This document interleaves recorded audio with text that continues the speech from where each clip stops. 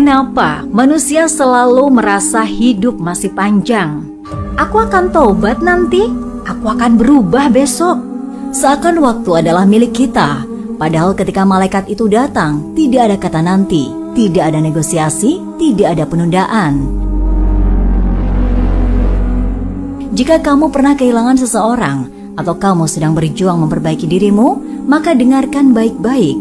Perjalanan setelah kematian jauh lebih nyata dari dunia yang kita pijak sekarang.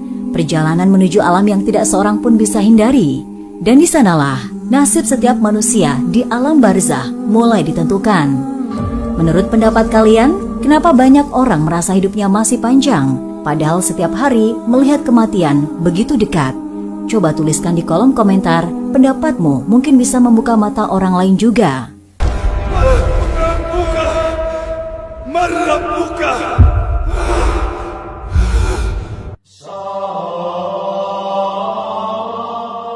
Assalamualaikum warahmatullahi wabarakatuh.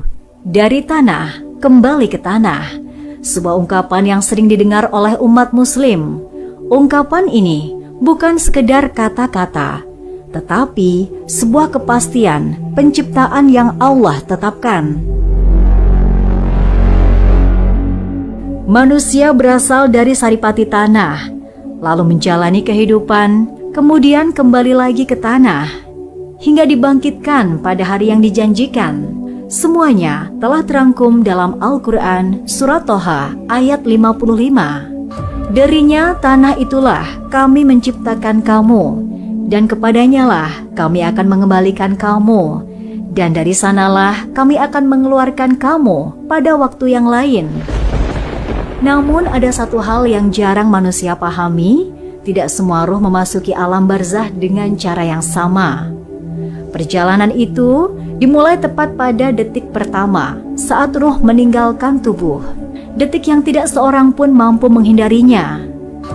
Hidup memiliki awal dan akhir, dimulai ketika mata pertama kali terbuka, dan berakhir ketika kedua mata itu tak mampu terbuka kembali. Ketika ajal telah tiba, ia tidak akan maju satu detik, dan tidak akan mundur satu detik pun. Pada saat itu, semua yang dulu dibanggakan runtuh. Tidak ada lagi jabatan, harta, atau popularitas yang bisa dibawa. Yang tersisa hanyalah diri manusia apa adanya di hadapan Allah dengan satu kepastian, sakaratul maut. Bagi orang beriman, saat kematian tiba, malaikat-malaikat turun dari langit dengan membawa kain kafan dari surga serta wewangian dari surga. Dalam sebuah hadis panjang, Rasulullah SAW menjelaskan proses pencabutan ruh manusia. Ketika malaikat maut datang kepada seorang mukmin, wajahnya teduh, membawa kabar gembira. Malaikat-malaikat rahmat berdiri di sekitar kepala, lalu memanggil dengan lembut, sebagaimana firman Allah dalam Al-Quran Surat Al-Fajr ayat 27-30. Hai jiwa yang tenang, kembalilah kepada Tuhanmu dengan hati yang puas lagi diridhoinya. Maka masuklah ke dalam jamaah hamba-hambaku, masuklah ke dalam surgaku. Maka ruh keluar dengan pelan, lembut seperti tetes air mengalir dari mulut kendi. Tidak ada jeritan panjang, tidak ada rasa sakit yang mencekik. Sang mukmin tahu, ia pulang kepada Allah yang selama ini ia sembah. Namun bagi orang yang durhaka, keras kepala, dan jauh dari Allah, prosesnya sangat berbeda. Malaikat datang dengan wajah yang menakutkan, penuh amarah. Ruh itu bersembunyi di seluruh tubuh, menolak keluar. Ia tahu apa yang telah ia lakukan selama hidupnya. Maka malaikat maut mencabutnya dengan keras, seperti besi berduri yang merobek hingga ke seluruh tubuh sambil berkata, sebagaimana diriwayatkan dalam Al-Quran Surat Al-Anfal ayat 50. Kalau kamu melihat ketika para malaikat mencabut jiwa orang-orang yang kafir, seraya memukul muka dan belakang mereka, sambil berkata, rasakanlah olehmu siksa neraka yang membakar. Saat itu penyesalan datang begitu terlambat. Pilihan hidup yang dulu dianggap sepele berubah menjadi beban yang mematahkan.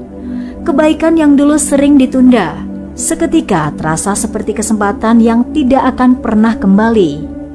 Ketika ruh telah keluar dari tubuh, manusia memasuki fase baru yang tidak lagi terikat dunia fisik. Ruh menyaksikan jasadnya terbujur tanpa daya. Wajah yang dulu hidup kini diam tanpa gerak. Ia melihat keluarga menangis, mendengar namanya disebut, menyaksikan semua upaya manusia di sekelilingnya. Namun, ruh tidak mampu kembali, tidak mampu menggerakkan badan, tidak mampu menyentuh siapapun. Saat itu manusia memahami bahwa hubungan antara ruh dan badan telah berakhir. Kesempatan beramal tertutup selamanya. Ruh kemudian menyaksikan jasadnya dimandikan, dikafani, disolatkan, dan dibawa menuju liang kubur. Dalam waktu yang singkat, ia menyaksikan seluruh babak terakhir kehidupannya tanpa mampu mengubah apapun. Inilah awal perjalanan ruh dibawa naik ke langit. Bila ruh itu adalah ruh orang soleh, setiap lapisan langit menyambutnya dengan penuh penghormatan. Para malaikat membukakan pintu dan menyebutkan kebaikan-kebaikan yang pernah ia lakukan di dunia. Namun perjalanan ini tidak terjadi pada semua ruh. Jika ruh itu buruk, pintu-pintu langit menolak dibukakan. Para malaikat berkata, "Ruh yang jahat tidak boleh masuk." Setelah penolakan itu, ruh dikembalikan ke bumi dan dipertemukan kembali dengan jasadnya di dalam kubur. Disitulah ia menunggu alam barzah. Alam barzah, tempat ruh berada setelah manusia meninggal dunia. Jika dunia adalah tempat hidup dan akhirat adalah tempat dibangkitkan, maka alam barzah adalah alam penantian di antara keduanya. Di sana, untuk pertama kalinya manusia benar-benar sendiri. Tidak ada keluarga yang bisa menemani, tidak ada teman yang bisa menolong. Yang tinggal hanya amal perbuatan yang pernah kita lakukan, ucapkan, dan niatkan.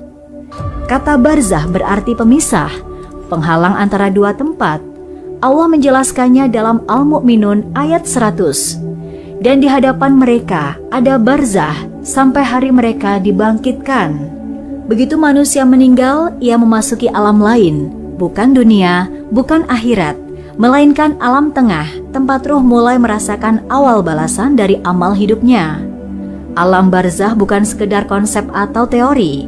Inilah tahap pertama menuju keabadian.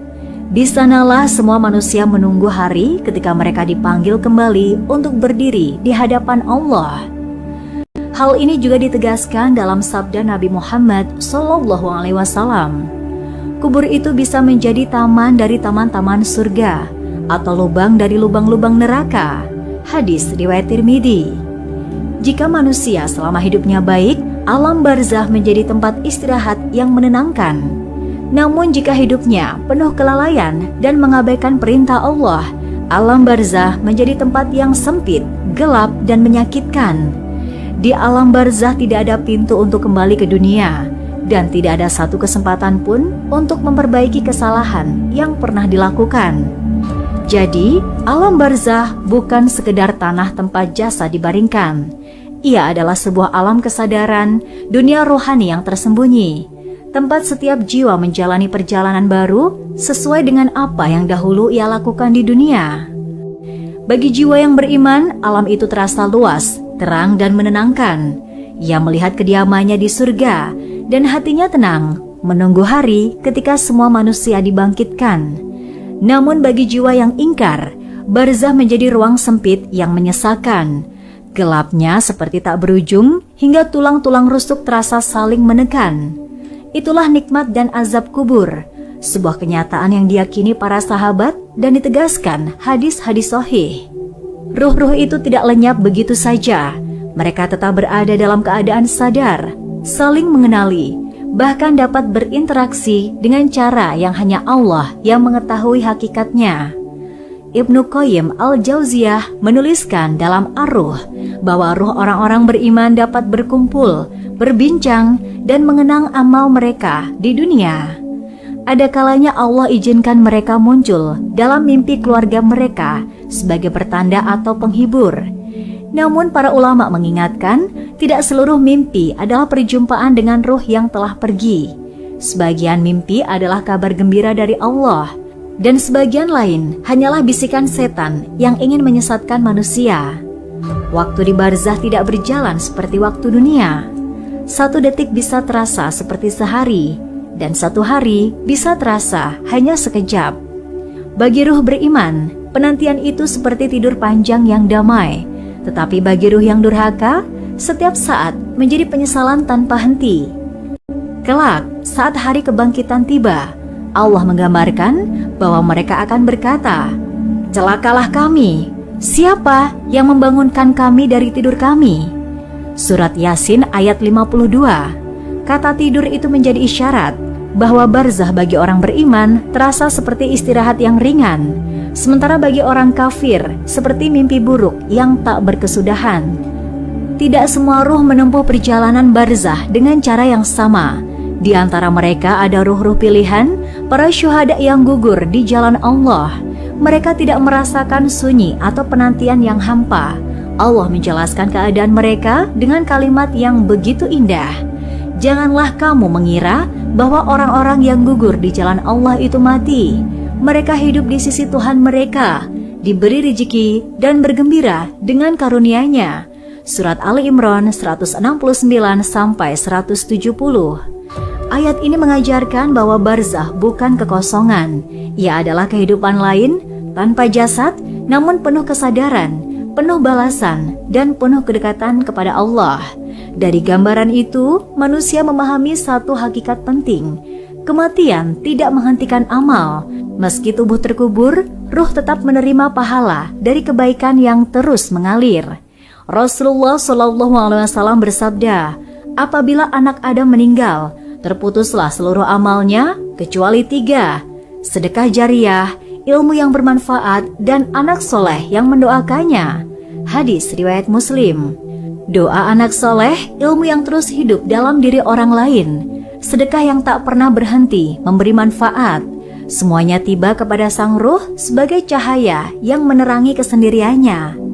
Karena itu, barzah bukan sekedar ruang tunggu. Ia adalah tempat pertama di mana ruh merasakan hasil dari setiap pilihan hidupnya. Dalam riwayat Al-Bara' bin Azib radhiyallahu anhu disebutkan bahwa ketika ruh orang beriman keluar, ruh itu dibawa ke langit bersama harum yang menenangkan. Lalu ia dikembalikan ke jasadnya untuk menghadapi pertanyaan 2 malaikat. Dengan hati yang teguh, ia menjawab, "Tuhanku Allah, Nabiku Muhammad SAW, dan agamaku Islam." Kemudian terdengar suara dari langit, "Benarlah hambaku, bukakan baginya pintu surga, luaskan kuburnya, dan berikan cahaya kepadanya." Hadis riwayat Ahmad. Kuburnya pun berubah menjadi taman hijau yang lapang. Ia melihat tempatnya di surga dan berharap hari kebangkitan segera tiba, karena kerinduannya kepada Allah semakin membesar. Namun tidak demikian dengan ruh yang ingkar. Dalam riwayat yang sama disampaikan bahwa ketika malaikat bertanya, lidahnya tidak mampu mengucap dengan benar. Ia hanya berkata, "Aku tidak tahu, aku hanya mengikuti orang-orang." Maka terdengar suara dari langit, "Ia telah berdusta, bukakan baginya pintu neraka." Kuburnya menyempit hingga tulang-tulangnya saling menekan. Hadis riwayat Ahmad. Azab itu bukan sekedar himpitan tanah, melainkan balasan dari kelalaian, maksiat, dan kesombongan yang dulu dianggap tidak berarti.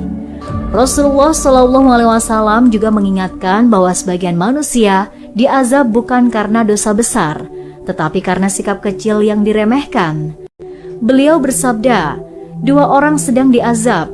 Yang satu karena tidak menjaga kebersihan dari air kencing, dan yang satu lagi karena suka mengadu domba. Hadis riwayat Bukhari dan Muslim. Sementara itu bagi orang beriman, amal kebaikannya menjadi pelindung. Dalam hadis disebutkan bahwa sholat, sedekah, puasa, dan amal kebaikan berdiri mengelilinginya di kubur, menjaga dari segala bentuk azab. Hadis riwayat At-Tabrani. Di barzah, setiap amal memiliki wujud dan setiap wujud memiliki kekuatan. Akhirnya, setiap dari kita sedang berjalan menuju tempat yang sama, barzah. Dunia hanyalah persinggahan, barzah adalah pintu menuju keabadian. Di sanalah ruh memanen apa yang ia tanam. Bagi yang beriman, ia menjadi ketenangan. Bagi yang durhaka, ia menjadi penyesalan tanpa jeda. Selama hidup masih bernafas, tanamlah amal terbaik, doa yang tulus, sedekah yang ikhlas, ilmu yang bermanfaat. Karena hanya itulah yang akan menemani kita saat dunia melepaskan kita untuk terakhir kalinya. Kematian bukan akhir, itu adalah awal perjalanan pulang kepada Allah yang menciptakan hidup dan mati sebagai ujian bagi hambanya. Menurutmu, apa yang paling sering membuat manusia lupa bahwa kehidupan setelah mati itu nyata? Tulis pendapatmu di kolom komentar agar kita bisa merenungkannya bersama. Terima kasih telah mengikuti hingga akhir. Jika ada kebenaran, itu dari Allah. Bila ada kekeliruan, itu datang dari saya sebagai manusia yang penuh kekurangan. Wassalamualaikum warahmatullahi wabarakatuh.